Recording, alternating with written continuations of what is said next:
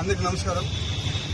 ఏదైతే ఈరోజు మన జనసేన పార్టీ అధ్యక్షుల వారు ఏదైతే కమిటీ ఇచ్చారో ఆ కమిటీకి నేను నాకేం జరిగిందో పూర్తి వివరణ ఇవ్వడం జరిగింది.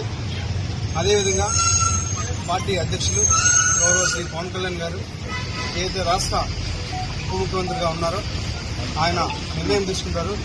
ఆయన నిర్ణయం తీసుకున్న తర్వాత నేను మళ్ళీ మరొక మారి ప్రెస్ మీట్ పెట్టి ఇంకా పూర్తిగా ఇస్తా అని చెప్పి మీడియా మిత్రులందరికీ తెలియజేస్తాను. మరొకసారి మీ మీద ఒక కేసు నమోదని తెలిసింది. ఇప్పుడు ఏదో కేసు నమోదు ఇప్పుడు కావచ్చు, ముందు కావచ్చు, ఇప్పుడు కావచ్చు, ఇంకా ముందు కావచ్చు, లేకపోతే ఇంకా రాబోయే గంటలు కావచ్చు, రోజులు కావచ్చు, ఎన్ని కేసులైనా ఎదుర్కోవడానికి నేనున్నాను. నేనే ఎదుర్కొంటా.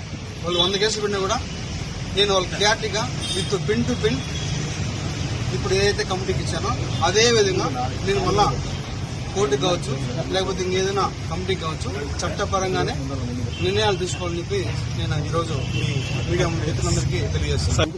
నాకు ఎవరైతే ఆ వ్యక్తికి జరిగిందో పూర్తిగా ఇది వ్యక్తిగత విషయం. దయచేసి ఎవరు కూడా పార్టీలకి రుద్దొద్దు. ముఖ్యంగా జనసేన పార్టీ అనే పేరు ఎత్తకుండా వ్యక్తిగత జరిగిన విషయం కాబట్టి వ్యక్తిగతంగానే నేను కమిటీకి సబ్మిట్ చేస్తాను. కమిటీ ఏదైతే మన పార్టీ చెప్తారో అదేవిధంగా పార్టీ కూడా నాకు చెప్తారు. ఆ చెప్పిన తర్వాతే నేను ముందుకెళ్తాను.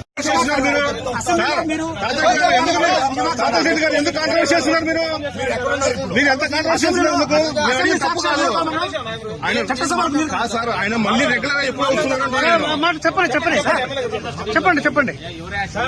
ఎప్పుడైతే కమిటీ నుంచి పార్టీ నుంచి ఆదేశాలు వస్తాయో మరి అప్పుడే నేను ప్రజల్లోకి వస్తాను. సార్, మీ అసెంబ్లీ వీడియో నిజమా కాదా? అసెంబ్లీ వీడియో మీరు నిజమా కాదని మీరు చూశారు. దానికి కూడా నేను కమిటీకి ఒక క్లారిటీ ఇచ్చాను. ప్రూఫ్స్ కూడా సబ్మిట్ చేశాను. కమిటీ ఏదైతే డెసిషన్ తీసుకున్న తర్వాత మళ్ళీ నేను ఒకసారి ప్రెస్ మీట్ పెట్టి ప్రతి ఒక్క మీడియా మిత్రుడికి నేను విడమర్చి విత్ ప్రూఫ్స్ తో కూడా మళ్ళీ సబ్మిట్ చేస్తాను. సార్, ఆమె నాకు ప్రెగ్నెన్సీ అయింది 60 రోజులు అంటున్నారు, నిజమా కాదా?